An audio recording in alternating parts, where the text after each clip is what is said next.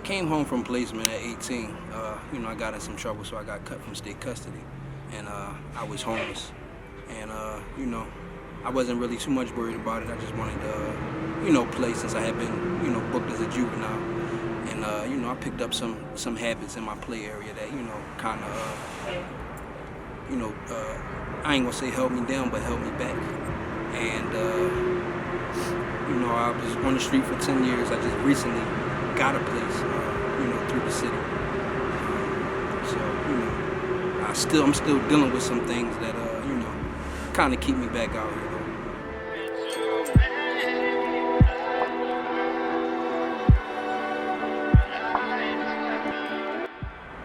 Well, I come down here in this area to, play around, get high. So, down here, I'm just, I be looking for women, doing my thing. I mean, that's pretty much it. Come down, play around, I slide.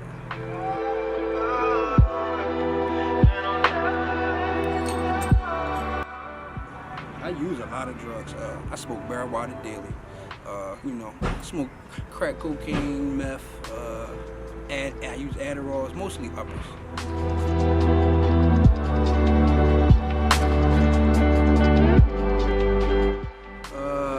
I was out on the party scene. And somebody offered me like, you do this, and I'm like, yeah. And I didn't. At that time, I didn't know nothing about it, but I tried it, and it kind of blew me away. I had a very good, few days. So, occasionally I went back to it, and go back to it. It's kind of my play around now.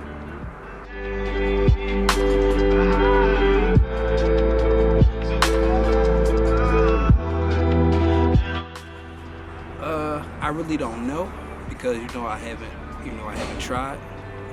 I've stopped for a while, like if I had certain things I had to take care of, but in my mind it was always I always was planning like to go back around to it. So I don't really know. I've attended drug treatment classes, and they say it's pretty tough. It's a hard thing.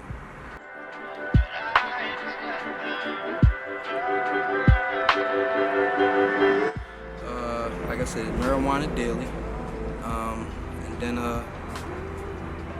that's it daily. But when it's time to play around, I use what I can find. I use what I can find.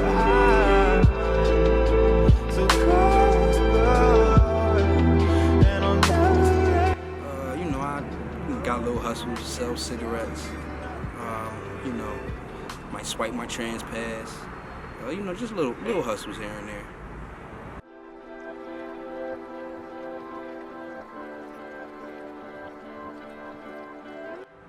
I see a God-fearing man that can overcome anything I choose to when I'm ready to come out. You know what I'm saying? I will. And at the basis of it, that's what it is. That's what I see.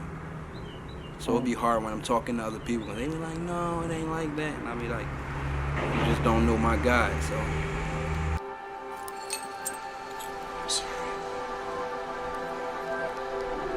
I'm just not ready. I was with my mother and father. I was blessed to know both of them. Through DHS, I was, removed from my parents' custody. Still dealing with my childhood, I had brothers and sisters.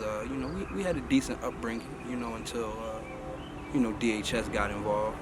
Then I started going to different placements. That's when I got I was actually a geek during elementary with my family. I got a lot of my street habits going to different placements and, dealing with the kids who was really I want them just disturbed, or they just had some home problems themselves, that maybe started a lot earlier than mine.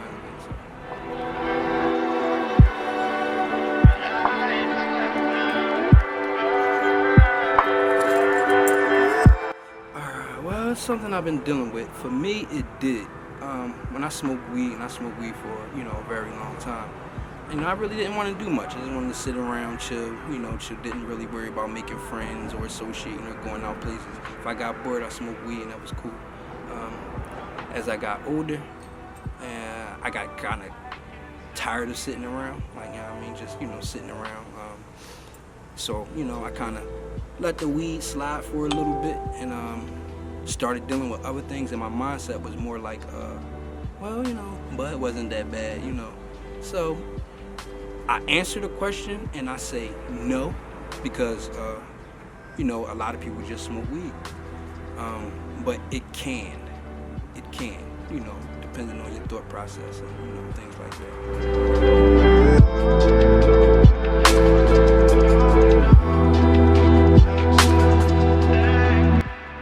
Well, marijuana, I smoked my first, I hit marijuana when I was 11. I bought my first Dutch when I was 12. And by 13, I was just about smoking almost every day.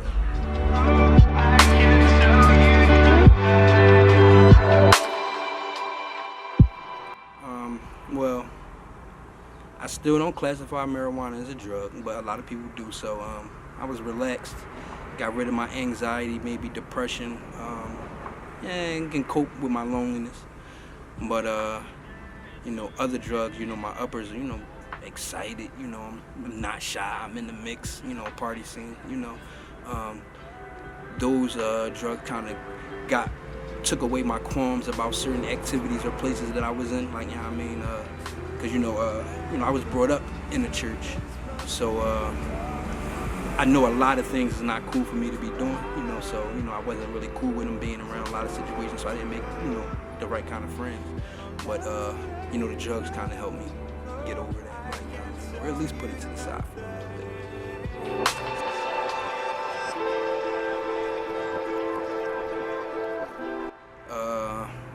By this time, I was taken away from my family. I started my harder drugs 19, 20, once I came home from placement.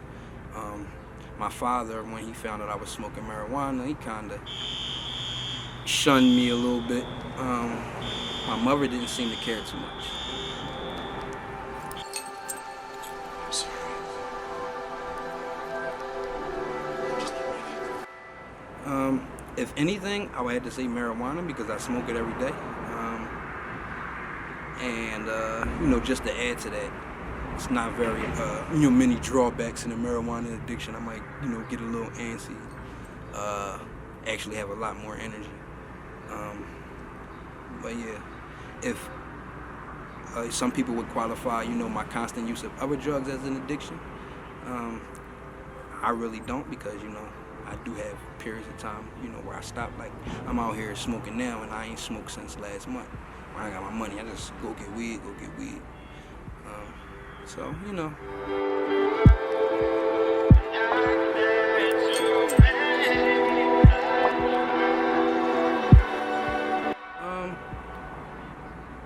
Admit I have a problem. Well, for me to say that I have a problem, my drug use would have to be detrimental to things that I'm trying to accomplish. My gym time, so I was losing a lot of weight. I took a step back from that, and I still I eat constantly, and I'm still on my workout regimen. So.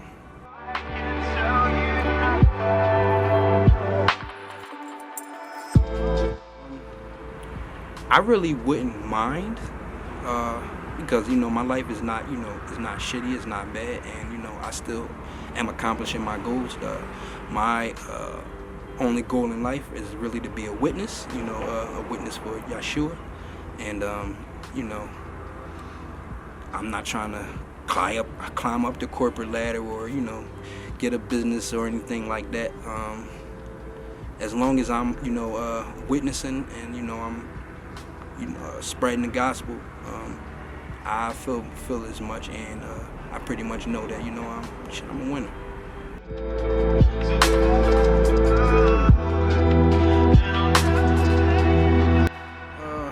Well, hopefully, I can find a woman, because a lot of my drug use stem from shit. I don't wanna have sex, like, you know what I mean, and the woman I kind of cater around, they be more, they want stuff, they want stuff, and what I mean, I'm not one to give it to them, so I'd rather come, smoke with people or be around people who use drugs, because a lot of stuff won't go down there. So to keep it simply, I will be blessed. I will be blessed with a wife and a family, and I'll be able to hold a testimony from where I came from, and a lot of people know me, so I'll be able to actually show them.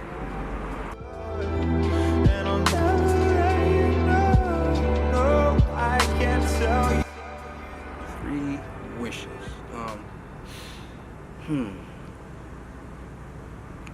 Well, it might sound a little redundant, because I know these things are going to happen. But I do wish that Yeshua reigns over our government, so things wouldn't be so decadent. Like,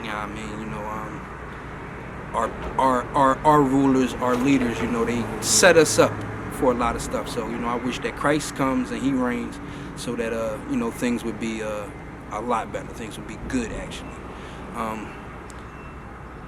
Just to add in two wishes, like I said, I wish to have a wife and a family, and I wish to be able to lead them righteously. That would be my three wishes.